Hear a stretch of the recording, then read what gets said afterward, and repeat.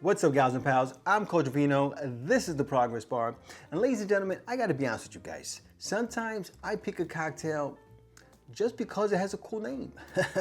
What can I say? Vino is a cheap date. But the reality is, guys, we are not here for a long time. We are here for a good time. So you drink what you want to drink, I'll drink what I want to drink, and hopefully we'll meet somewhere in the middle and have a toast to good times.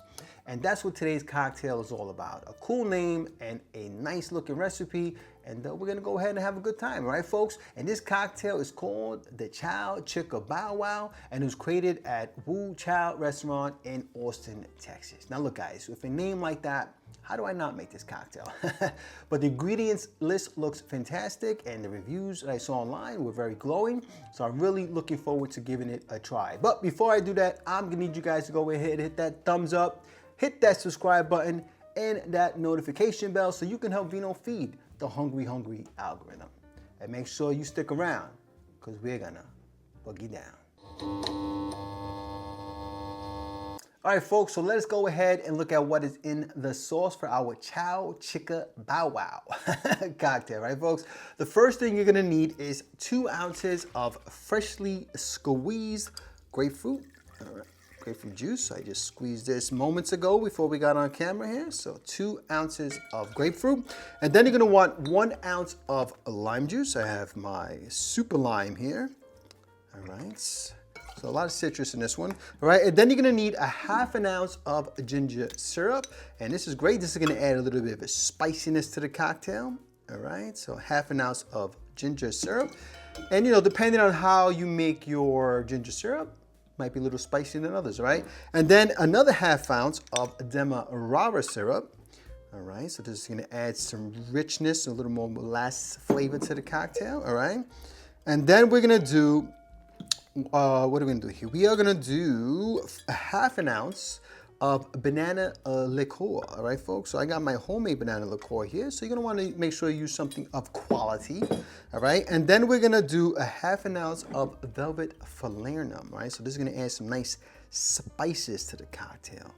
Love using this stuff, all right? And then it calls for 1 ounce of an aged rum. Now this is a pretty low ABV cocktail, and I want to give this, and it has a lot of juice and a lot of sweeteners in it. I wanted to give something with a little bit of a punch, something with a little more bite. So I'm going to be using 1 ounce of Smith & Cross, which is a high proof rum. And what I love about it also is that because it's a Jamaican rum, it has a lot of that banana funk in it, which will hopefully bring out a little more of those banana liqueur notes, right, folks? So 1 ounce of Smith & Cross, but you can use whatever aged rum you have, guys. If you don't have Smith & Cross, another Jamaican rum would be ideal, but you guys, whatever you have, right? So now I'm gonna go ahead and add some ice to my shaker, and you're gonna wanna shake that for about 10 to 15 seconds. All right, folks, I think we shook that bad boy up enough. I'm gonna get my glass out. We're gonna be serving that in a rocks glass, which I've had chilling like a villain. Okay, we're gonna go ahead and fill this up with some ice. All right, let's go ahead and pour in our concoction. Oh yeah, what I love about this, I can already smell the Smith & Cross banana. I mean, I love the smell of Smith & Cross, right, folks? So there we go. I even have a little extra juice in the can, which I could save for dessert later. All right, folks, and then you're gonna go ahead and just garnish that with a grapefruit wedge there. And there we have it, folks, our CHOW CHICKA Bow Wow cocktail.